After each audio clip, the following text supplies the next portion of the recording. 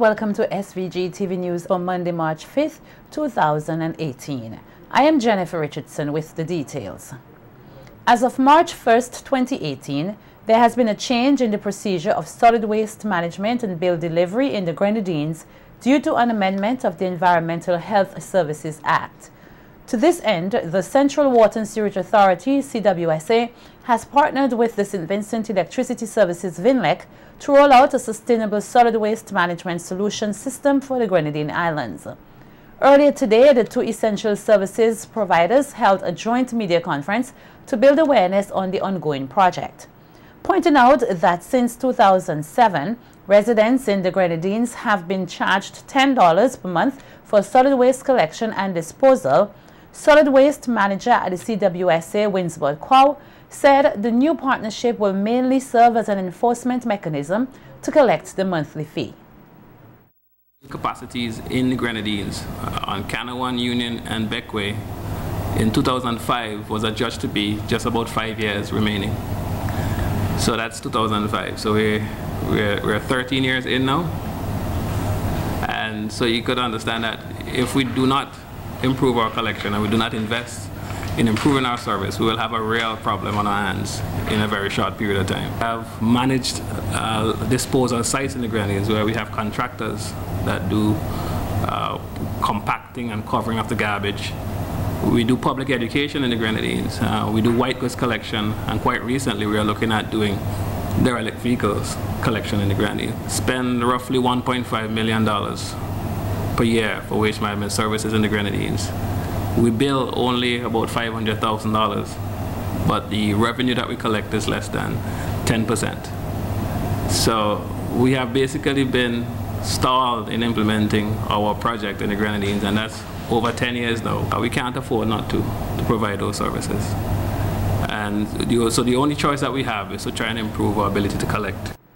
Deeming the project as an important venture, CEO of the CWSA, Garth Saunders, thanked VINLEC for coming on board with the project. The persons in the Grenadines appreciate the service provided. We are sure that persons in the Grenadines know that we provide a top quality service. The islands are small, so only so much can be done. So what we have to do is to move to a sustainable waste management solution which extends the life of the landfills and puts the Grenadine Islands in a position where they can maintain their environment and still thrive in the tourism industry. So that is where we are today, where we are partnering with VINLEC to create an area of cooperation with the Grenadines residents. We are going to provide a top quality service. We are going to improve the service. We've started with white goods collections in the Grenadines. We are moving metals, plastics, so that's part of the sustainable solution. In his remarks, CEO of VINLEC, Thornley Myers, noted that the project forms part of VINLEC's national responsibility and commended the CWSA for its efforts in ensuring the effective and efficient collection and disposal of solid waste in the Grenadines.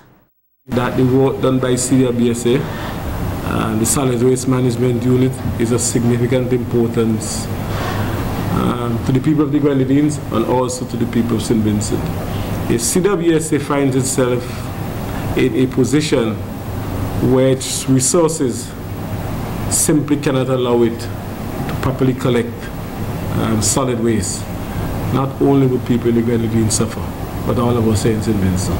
To our customers in the Grenadines, there is no need to be fearful of this venture. You have a responsibility. Your solid waste is being collected. You have a responsibility to pay for that service in very much the same way that you have a responsibility to pay for the electric service that you provide. And once that is done, we'll continue to do business as we have been doing it before. Workers in Canawan who were involved in the recent protest action over unpaid salaries and were sent home are expected to return to work in about 2 months' time. This was revealed by community activist Terry Bino as he spoke with SVG-TV News earlier today, giving an update in relation to a meeting held over the weekend with members of the resort management.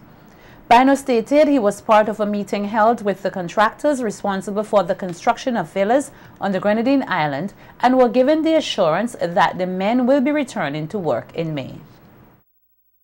One of the things we discussed is that there would be closing off the construction for the Easter because there would be some guests arriving and Mr. Pinataro doesn't like the construction when the guests is around, so they'll be shutting down for about 2 or 3 weeks.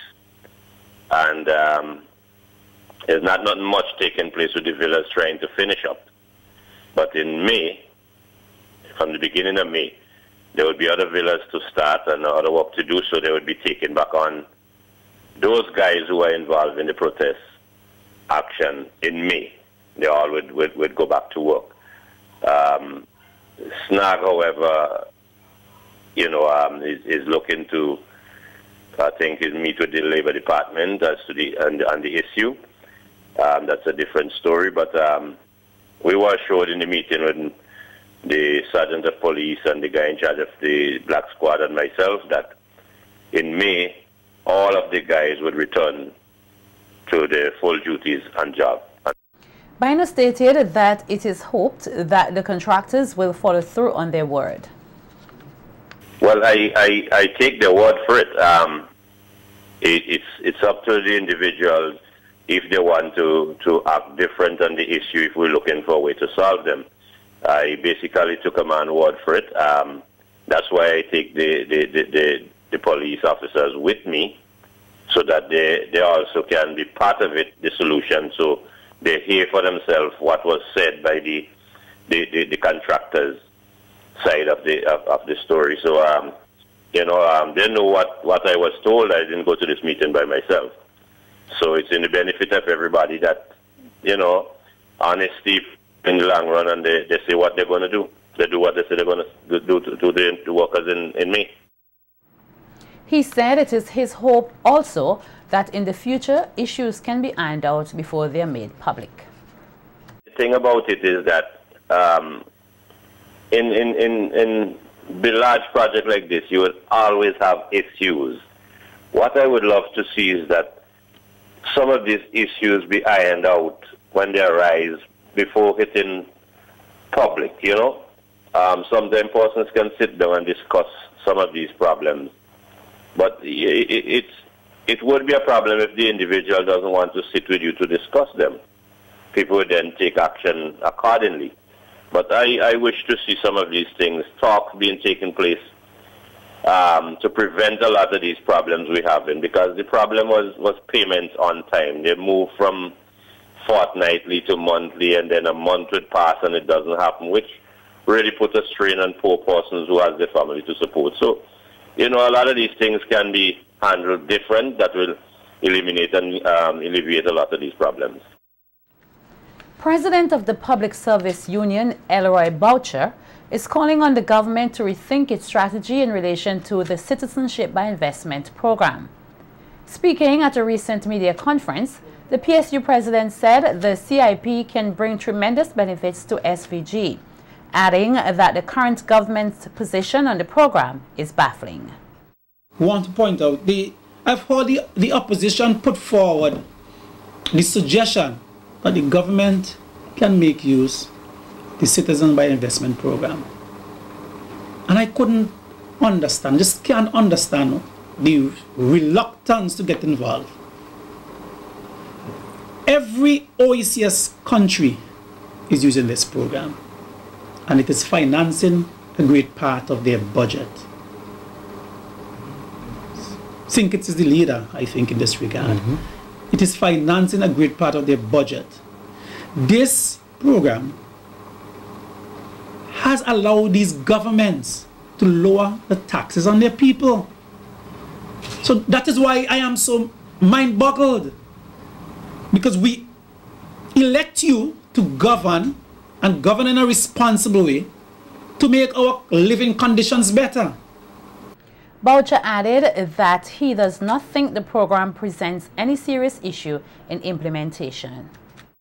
And let me say this, because I would hear the argument about passport and passport, since it has been voted the least corrupt country within the within CARICOM. Yeah. Least corrupt. And they're running this program. But instead of taking the advice of, say, the opposition, and I don't know if it's because it comes from the opposition, government will rather find ways of taxing workers, its citizens. And I am of the view that responsible government will need to listen to all of the ideas and see how best they can put policies in place to relieve the burden, the financial burden of workers and their families. The PSU president further noted their position on the CIP is for the benefit of Vincentians and has nothing to do with politics. Pointed out to you earlier that we have praised the government several times. We have praised them for the Occupational Safety and Health Act that they have brought on stream. You understand? We stand with the government in support of pension reform. We understand what they say when they say that the position right now is cannot just go on forever. It is too much of a financial burden on the government the way it is structured. We agree with them. They just last week something was launched on which we haven't spoken about as yet at the NS conference room, where there is the intention through that project to make the Protection of Employment Act and bring the labor relations bill into being. We support all of those once the government does things that, in our view, helps the workers of the country. Prime Minister Dr. Ralph Gonsalves has expressed the view that there has to be an expansion of both the Pan Against Crime and the Police Youth Club initiatives here in SVG as they promote discipline and local leadership qualities. The PM, the brainchild behind the Pan Against Crime initiative, made the suggestion Sunday evening at the 10th anniversary celebrations held at the South Rivers playing field. Noting that some 13 PAN sites have been created through the initiative with funding from Petrocarib, he commended the efforts of all stakeholders in rolling out the program. Right here in this community, in learning to play PAN and benefiting from various programs and help the young people to understand the need to have discipline, to respect law and order, and to engage in productive lives. So I want to congratulate the police band.